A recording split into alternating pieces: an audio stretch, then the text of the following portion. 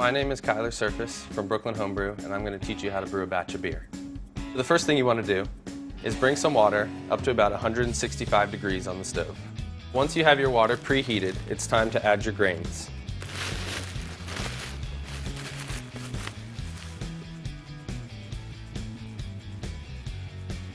Once you've added the grains to the water, stir it to make sure all the grains are wet. Once you've mixed in your grains, you want to check the temperature. The sweet spot is about 150 to 155 degrees Fahrenheit. If you're a little low, put it back on the stove. If you're a little high, you can stir out some of the heat. Once you've reached your ideal mash temperature, put the lid on and set a timer for 60 minutes. While your grains are mashing, you want to get a larger pot on the stove with a large amount of water, heating up to about 180 degrees Fahrenheit. The next step is to rinse the grains, or sparge them, using the large amount of water at high heat. Your goal here is to stop conversion and to rinse the remaining sugars from the grains. Now we're going to rinse the grains kind of like a tea bag.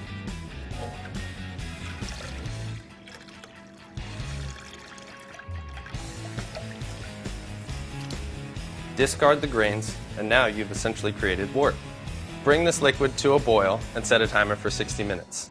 At that time, add in your malted barley extract and your hops. Depending on your recipe, you'll be adding hops at different times.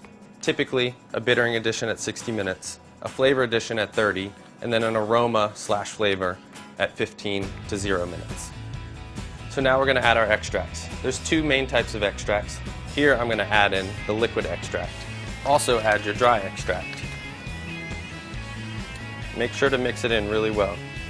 Bring this to a boil for 60 minutes and add your hops depending on your recipe.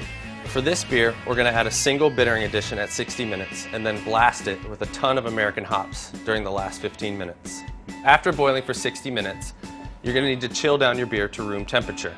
Most homebrewers are going to use an ice bath or something similar.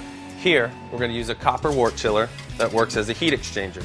You put this in about 10 minutes left in the boil, run cold water through it, and it pulls the heat from the wort and chills it down efficiently and quickly. Once you've chilled your beer down to about 65 degrees Fahrenheit, it's time to transfer it into your carboy. It's very important at this time that anything that touches the chilled wort needs to be sanitized. I pre-sanitized this auto siphon, and now I'm going to transfer the chilled wort into the fermenter. Make sure you have a clean and sanitized carboy. Your carboy and anything that touches the beer after it's chilled needs to be sanitized. The last thing we're going to do is oxygenate our wort and add our yeast to it.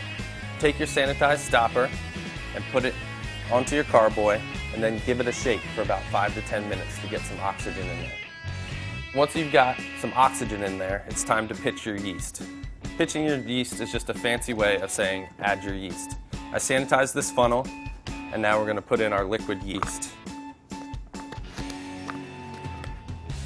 Make sure everything is sanitized, including your funnel and the outside of the yeast package. I usually just dip the whole package into the sanitizer. Once you've added your yeast, it's time to put your stopper on top. This allows CO2 to escape while it's fermenting and prevents oxygen to get in. Now, you want to put this in a cool, dark place, about room temperature, 65 to 75 degrees, and let it ferment for about 2 weeks.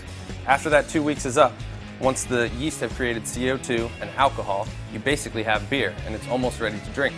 So good luck and happy homebrewing.